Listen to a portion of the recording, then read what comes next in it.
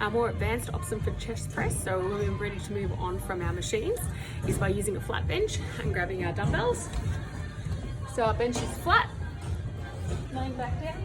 Again, our dumbbells are in line with our chest, pressing straight up towards the ceiling, not locking out the elbow. Returning back down in line with our chest line. Exhale, inhale. Exhale, inhale. Our incline dumbbell press, so we need to have our bench on an incline angle. So we do that by adjusting the knob up or down, so about a 45 degree is good. Grabbing our dumbbells, so our dumbbells for an incline chest press can go up slightly higher than typically than what you could do on a fly. Okay? So with this, it's working the upper pectoral, so we want to have our weight between our mid-pec range, so our nipple line, and our shoulders. Not further back than our chest though, so it should be just hovering on top of our chest, pressing straight up towards the ceiling, but we're not locking out our elbows, so staying slightly bent. Retracting back down, exhale, pressing up, 2, 3, dumbbells come together just so they just lightly touch. Retract back down, but so our dumbbells are either side of our chest, so we're not directly in front, our elbows are close together. Either side, pressing up. But this is different to a fly, because a fly we're staggered out, and it's a very different motion to a fly, where our elbows don't retract. So coming down and pressing straight up. Our flat bench dumbbell flies, we need exactly that. We need a flat bench. Grab our dumbbells. We won't be able to go as heavy typically for what we would do for a bench press, because it is a fly, which means our elbows stay slightly bent. Not at a 90 degree, but about that bit extra, it's about 45 degree. Laying down, or even a little bit further. Laying down, hands are directly above us. In line with our eyes, open up in line with our chest, not gripping all the way out though. Exhale on the up. It's really important that we're not moving our elbows, so we're not extending it throughout this exercise. In line with our chest, and back up. So the hands should not be in line with our eye line, they should be remaining in line with our chest. Now, if you do want to engage your core a little bit with this one, you can bring your legs off the ground. It is harder in regards to engaging that core, so you won't be able to go as heavy with your feet off the ground. So just depending on what you're wanting to target, if it's more toning or if it's more higher weight and muscle gain. Our tricep push down, so any cable machine will do that has an upper lever connection. We're going to be using our straight bar with this one. Our feet are staggered. Elbows are tucked into our side, nice and tall throughout the back. Extending the elbows straight down. So our upper arm doesn't move. The only moving point is our elbow with this one. So coming straight back behind. Now, if you wish to engage your core a little bit more, which means that you're not allowing as much stability throughout the body, you can split the legs, so stagger the stance. Elbows remain by your side. Exhale, 2, 3, and inhale, 2, 3. Control. We don't want the elbows to be coming out and down from our chest, our lower chest. We want to be really working our tricep to help that lower arm area. With our dips, a more advanced version is using our dip machine. So this is for our triceps. Placing our hand towel down. Now with the weight on this one, it's different to what you would normally think. The heavier the weight, the easier it is, because it's assisted dip, so it's assisting your own body weight. So think about how much you weigh, and then whatever weight you put on, that's how much the machine is assisting you. All right. So coming onto the machine, kneeling down. So you want a decent weight, back up nice and straight. Elbows retracted back behind you, and coming back up. Now we want to keep our back nice and straight. And we don't want to be shrugging and crowding our neck with our shoulders throughout this one. Exhale.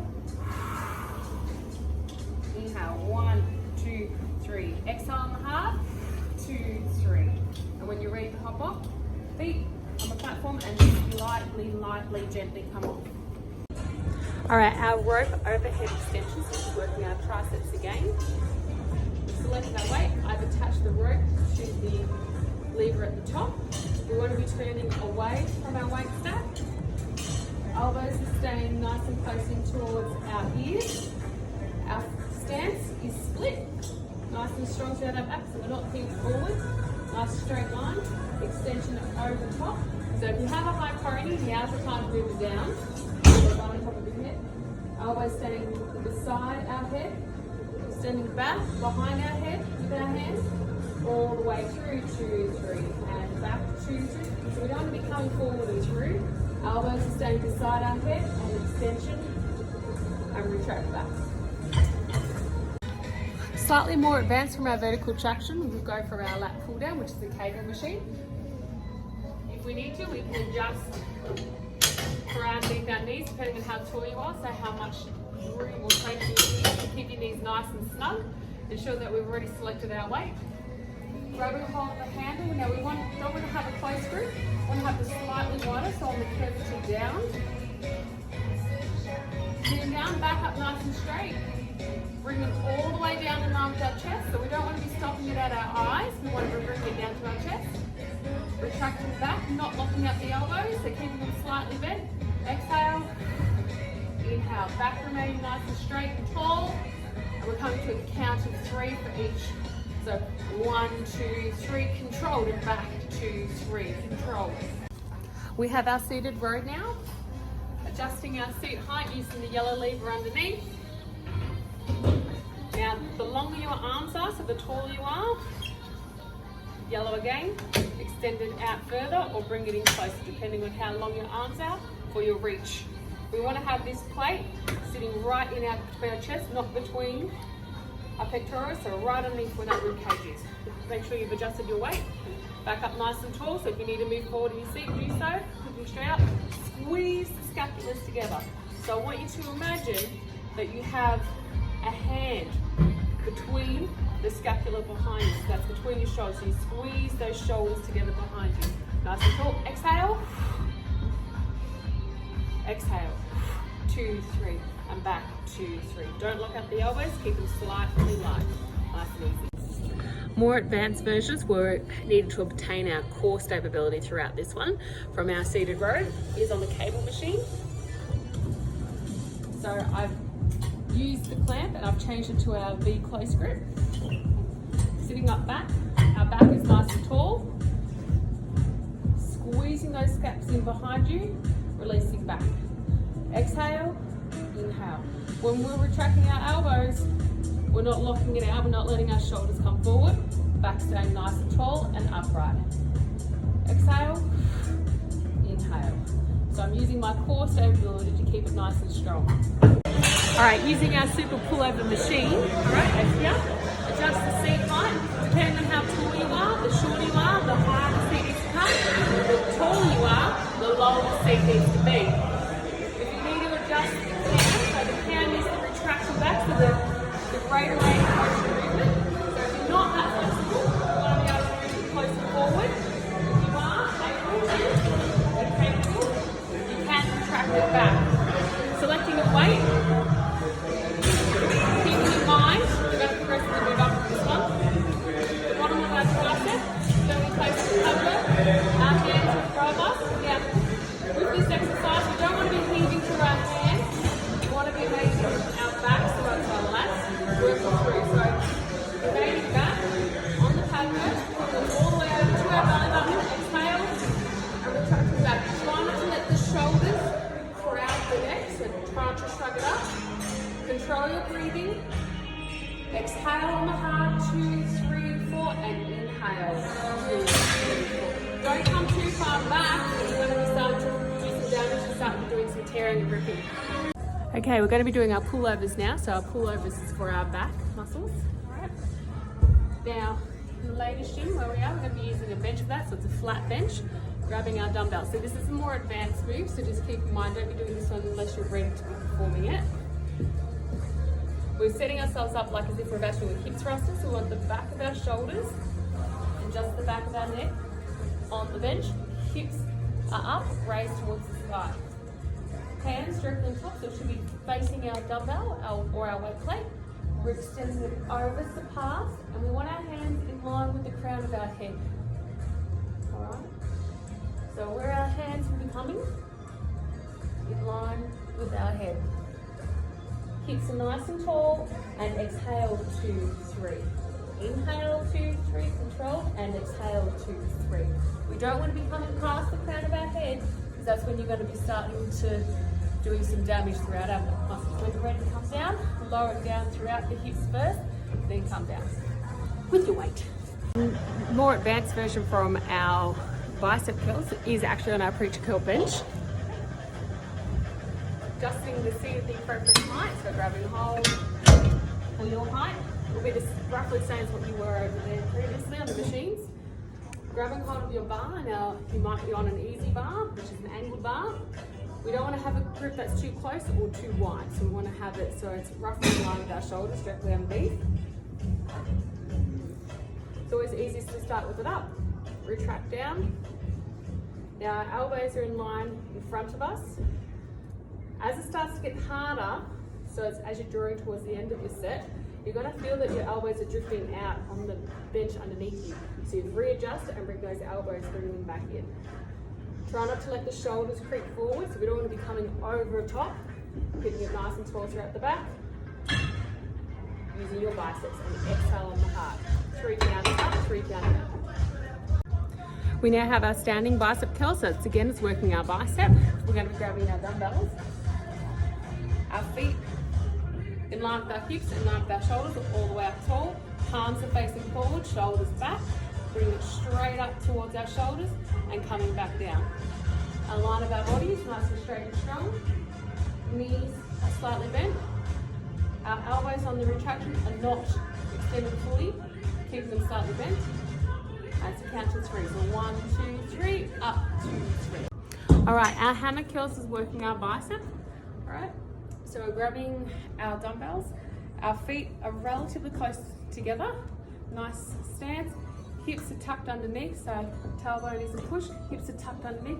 Knees are slightly bent. Back is nice and tall. We're going to be curling straight up towards our shoulders. So imagining that our dumbbell, we're gripping it like we would a hammer.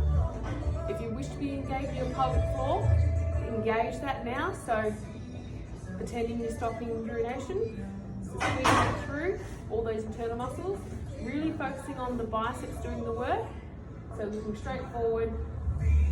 Exhale on the heart, so exhale, 2, 3, and retract, 2, 3. Don't lock out the elbows straight, keep them slightly bent. Shoulders aren't rolling forward, back is staying nice and upright. We're now going to be working our abdominal muscles, so we're going to be going on an ab machine. I've adjusted already the height of where I want the seat to be. Adjust the weight accordingly. Make sure your ankles are tucked in tight. Now, the ankles here are not to be helping you heave. We want the motion and exercise to be coming from our abdominals, so don't be putting pressure throughout those legs. The hardest part of this exercise is the initial pull over. So once you pulled it over, then that's the hardest part. When we're coming back, we want to be able to still come back, so then we are touching, so the weight should just touch and then we'll come again. Our eye line should be following through with our upper body. So exhale, inhale. Count 1, 2, 3, and control 2, 3. Again, 2, 3, and control 2, 3. We now have our leg press machine, which is a compound leg exercise, so it's using multiple muscle groups. We're going to adjust our back so we can see the numbers at the rear. So I'm going to be putting it at 4 because that's correct for my height. Now just keep in mind of how much you weigh. And for you to get up and down to the toilet seat, you can pick up your own body weight. So use your body weight as an indication when you're selecting a weight to be able to be pressing through. Placing our feet on the pad in front of us, our feet to our knees, to our hips, to our shoulders. So our feet aren't close together, our knees aren't touching. They're stationed apart, but not too wide apart. Full back connection onto the pad work behind us. We don't want to be using our hands for this one, keeping it down beside you, pressing through all balls of the feet to extend back with our knees. No locking out, keeping them slightly bent, retracting back through. So we want to have our knees about a 90-degree angle, pressing through. If you're not getting a 90-degree angle, you possibly are too far away, or if your knees are too up close to you, you're too close, too forward, so you will need to adjust your seat. So pressing through all balls of the feet, 1, 2, 3, and back, 2, 3. Exhale, 2, 3, control it back. Don't clunk the weights, control, and pressing through all feet. Don't let the knees flow out, don't let the knees come in. So depending if you roll your feet, you may experience that as well. Okay, we have our lying leg curl now. If you're unable to lay down, so getting down and up is a bit difficult, you can do a seated leg curl. So with a lying leg curl though, we are engaging the glutes a bit more. So our leg curl is working the back of our legs, so our hamstrings and our glutes. A lying leg curl does engage the glutes that little bit more. We need to adjust our hand work so that it's going to be sitting underneath our Achilles. So adjust the pin and moving it forward and back.